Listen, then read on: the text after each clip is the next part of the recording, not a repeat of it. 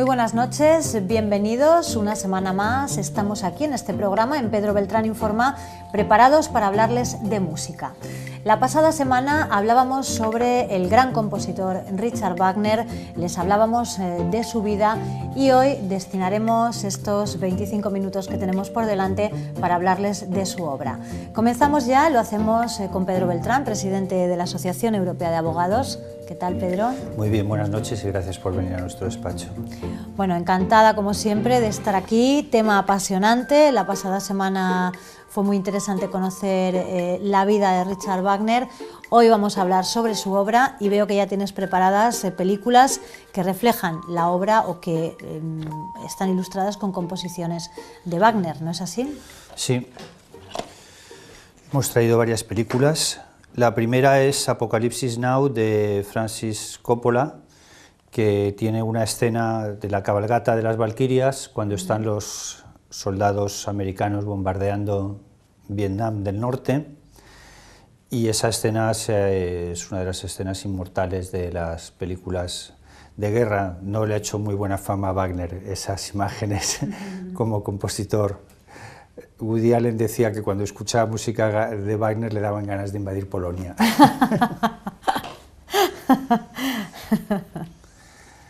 Excalibur es una película que a mí me encanta, sobre la espada mágica Excalibur, el rey Arturo, etc. Pienso que es la mejor de todas las que hay sobre este tema mitológico inglés, y también tiene música de Wagner presidiendo toda la película. Y Romeo y Julieta puede ser de otra manera, porque la música de Wagner es plenamente romántica y muy adaptada, por tanto, también al drama de Shakespeare. Y aquí tenemos Tristán y Isolda. Tristán y Isolda es la ópera más conocida, quizás, de Wagner, y esta es una versión para cine, pero no de la ópera de Wagner, sino toman la historia de Wagner, digamos que la adaptan la historia de Wagner al cine, pero no es una película cantada, es una película narrada, una película de cine normal, para que los telespectadores entiendan lo que quiero decir. Sí. Lo que pasa es que el tema es Tristán y Isolda y el desarrollo de la obra de Wagner, Tristán y Isolda, adaptada para el cine, y muy interesante de ver también. Muy bonita esa película. A continuación hemos traído algo de ópera filmada en cine. Es una película de Sieberberg sobre Parsifal. Esto es película a película, es decir, que no es una adaptación de la escena, sino que está grabada específicamente en escenarios cinematográficos, y está muy bien hecha. Y El Anillo de Wagner, que es una obra de grandísima duración, esto es una versión filmada del Anillo, tiene nada menos que 15 horas. Esto se emitió en la BBC con episodios, es decir, como las series Juego de Tronos y otras, pues cada acto de cada ópera le emitían como un episodio, con una duración de 1 hora, hora y cuarto. Sí. Y bien, se adapta mucho, porque es una sola ópera que contiene 4 óperas en sí, un solo tema con 4 óperas, es como una serie de televisión, pero una serie de óperas que siguen la misma historia. Y esta película también con música de Wagner, Hitler, de Sieberberg, una película muy crítica, como debe ser, contra Hitler, una película muy larga, de 450 minutos, que desarrolla el tema de Hitler, centrado en la afición también que tenía Hitler por Wagner. Un tema que me gustaría, si te parece, también comentar. Claro. Ahora, porque realmente, aunque vamos a hablar de la obra de Wagner, el otro día no tuvimos oportunidad de hablar de la relación de Hitler y Wagner por cuestiones de tiempo. ¿Cómo fue esa relación, Pedro? Claro, mucha gente asocia a Wagner y Hitler, pero cuando Wagner escribe sus óperas, Hitler no existe, y cuando Wagner muere, Hitler hace una construcción sobre Wagner, pero Wagner ya no está. Es decir, se asocia a Wagner como si es un compositor nazi, y no puede haber argumento histórico más erróneo por una simple falta de coincidencia de fechas. Es imposible que Wagner pudiera ser nazi porque no coincide en el periodo histórico en el que vive Hitler, y desde luego no coincide en el periodo histórico ni siquiera en el que se desarrolla el nazismo. ¿Y de dónde viene esta idea entonces? Pues la idea viene de que Hitler era un fanático de Wagner y de que utilizó su música en los campos de concentración mientras se exterminaba a los judíos, lo cual lleva a la situación de que hoy, en 2018, Wagner está prohibido en Israel. No se puede tocar música de Wagner en Israel por ley. Es algo... Es un dato curioso, ¿eh? Que estoy segura que no conocerán muchos de nuestros telespectadores. Sí, y más curioso aún todavía porque el principal director wagneriano, el de este anillo que antes exhibíamos, y el director wagneriano más importante es israelita, Daniel Barenboim. Es israelita y es judío. Y él está totalmente en contra de esta prohibición, dice que es absurdo, que no tiene ningún sentido. Intentó dirigir Wagner en Israel, se lo prohibieron, dentro de que no se aceptó la sugerencia. Tuvo el atrevimiento de hacerlo como bis en un concierto. Bis quiere decir obra repetida. Después de terminar el concierto, hace una obra adicional que no figura en el programa. Y le empezaron a abuchear ahí sin parar, con abucheos totales, por la mitad del público. Otra mitad del público sí que quería escuchar. Evidentemente, si la mitad abuchea no se puede escuchar nada. Y no lo ha conseguido, a pesar de los años que lleva en el intento. Pero no tiene sentido esa asociación. Se comprende que para los judíos, para los israelitas, el hecho de que haya tantas personas que murieron en los campos de concentración sea un hecho dramático, pero de ahí a llevar a esa prohibición de la música de Wagner en Israel, pues... No, porque más que el hecho de que Wagner fuese un admirador de Hitler, que era imposible porque no coincidieron en fechas, es más que Hitler sí fue un admirador de Wagner.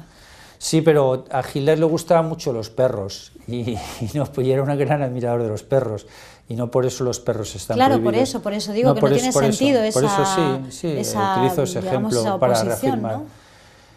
Los perros no están prohibidos en Israel, la gente puede tener perros. También le gustan mucho las montañas y tampoco están prohibidas las montañas en Israel, aunque no hay muchas, pero no tiene tanto que ver con Hitler, no es que las hayan cortado. Claro. Sí, es algo que no debería ser así, pero bueno, son cosas que tiene la historia, paradojas que tiene la historia o malas interpretaciones que le damos a la historia.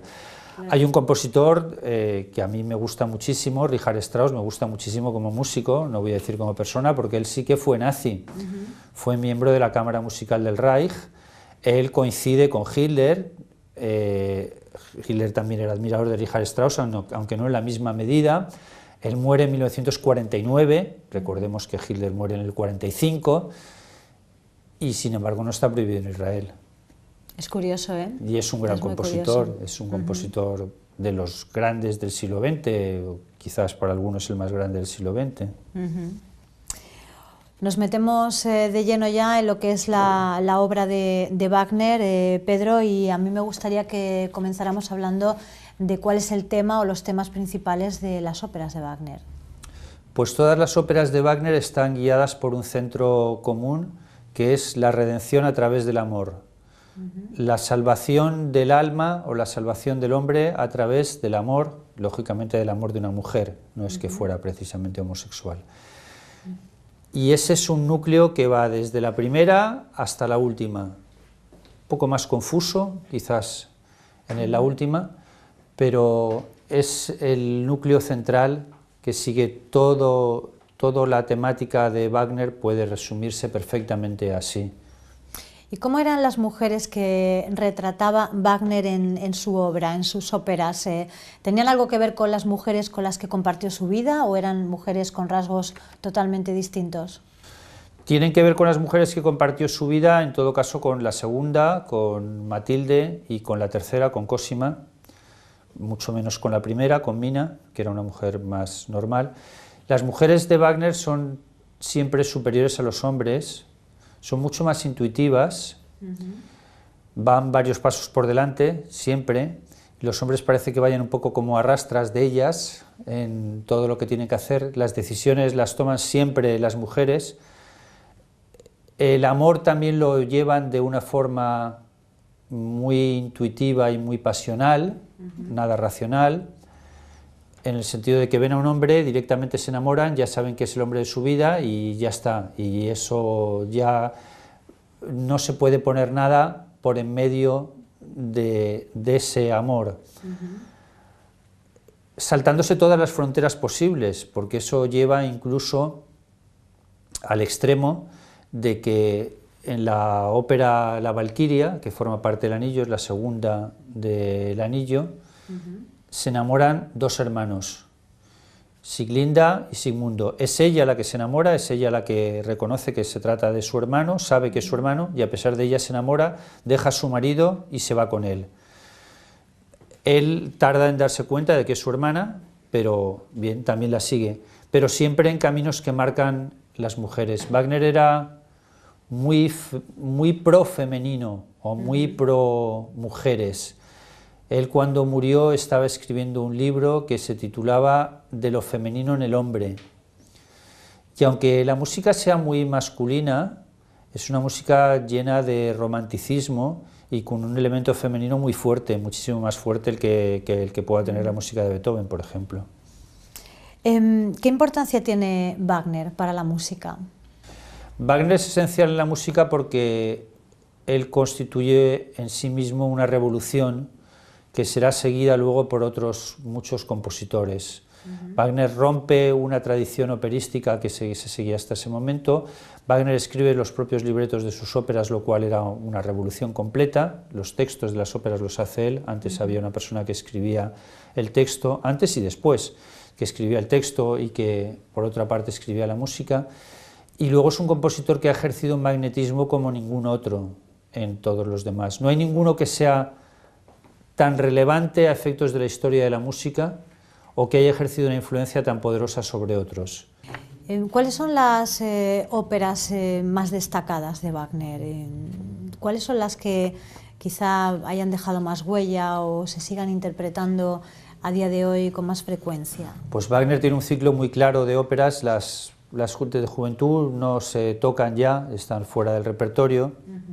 Se llama La prohibición de amor, Las hadas y Rienzi, no tienen importancia realmente y ni siquiera se interpretan en Bayreuth, en su casa, digamos, que en su casa no las ofrece su familia, porque la familia de Wagner todavía vive y la directora del festival es la bisnieta de Wagner. Prefiero que la familia vive, pues que ha tenido herederos y que continúan. Sí. El canon de Bayreuth, las óperas que se interpretan de Wagner empiezan con El holandés errante, luego es Lohengrin, Tannhäuser, Maestros cantores, Tristán y Isolda y El Anillo, que está integrado por 4 óperas, se llaman El oro del Rin, La Valquiria, Sigfrido y El ocaso de los dioses y finalmente Parsifal. Estas son las óperas esenciales de Wagner a las que, si quieres, nos referimos o hablamos de algún otro tema más relacionado con Wagner. Me gustaría conocer cuál es para ti, Pedro, la mejor, cuál es la que más te gusta de todas. Bueno, la que más me gusta de todas es Tristán y Isolda. ¿Por qué? Porque es una ópera extraordinariamente romántica, porque tiene una fuerza emocional muy poderosa, porque es perfecta desde la primera nota hasta la última, cosa que no ocurre en todos los casos en Wagner. Y es una ópera que me emociona mucho y siempre me ha emocionado. Y lo recuerdo de una manera muy especial la primera vez que la escuché en Bayreuth, con Barenboim, que la estuvo dirigiendo durante más de 20 años en Bayreuth. Y para Barenboim también es una pieza de referencia y para otros muchos oyentes, directores de orquesta, aficionados a la música en general. Háblanos un poquito de esa ópera, Pedro. Sí, Tristán y Isolda trata de una historia de amor en la que tenemos como protagonistas a los dos que indican la obra, Tristán e Isolda. Isolda es elegida por Tristán para casarse con otra persona, con el rey Marque.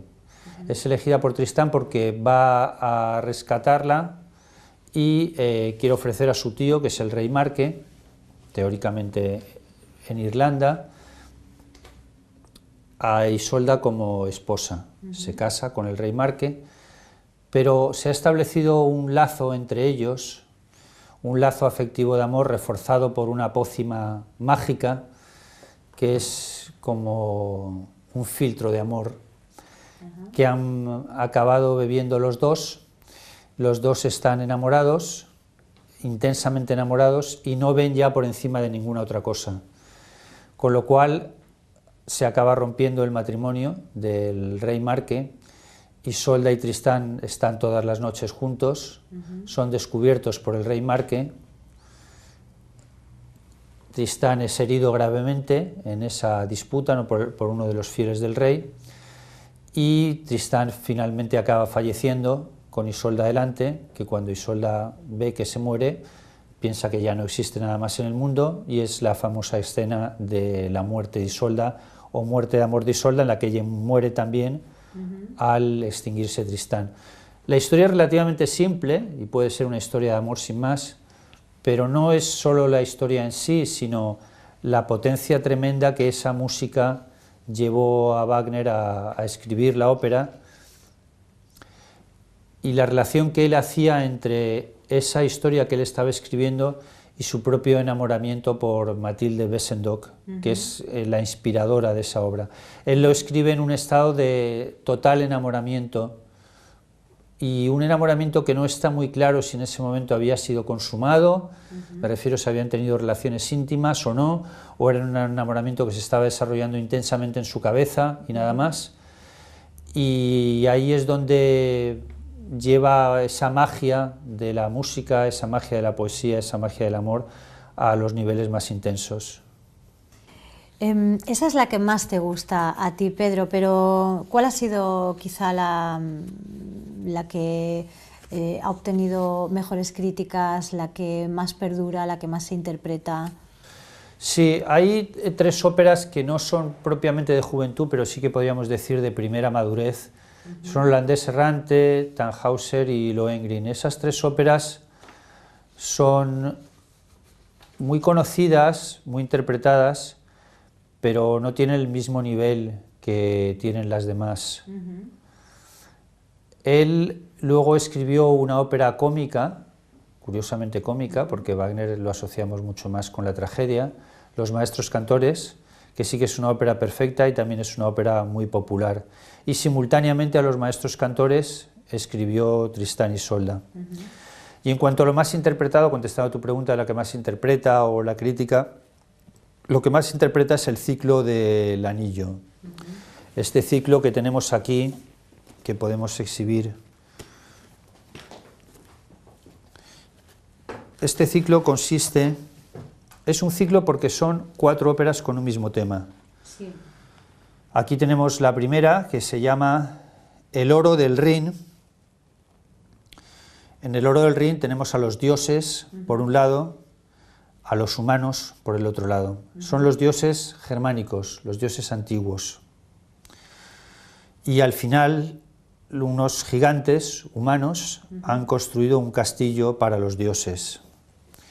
En la siguiente ópera, en la Valquiria, estos dioses, que son unos dioses muy humanos, han venido a la tierra, y el dios Wotan, pues parece que le ha gustado mucho lo de la tierra, ya ha tenido pues unos cuantos hijos en la tierra, el dios, pero a la vez tiene hijos divinos, hijos de la diosa del matrimonio, que se llama Fricka, que ha violado todos sus votos. Y aquí tenemos a sus 2 hijos, Sigmundo y Siglinda, que son hermanos y se enamoran entre sí.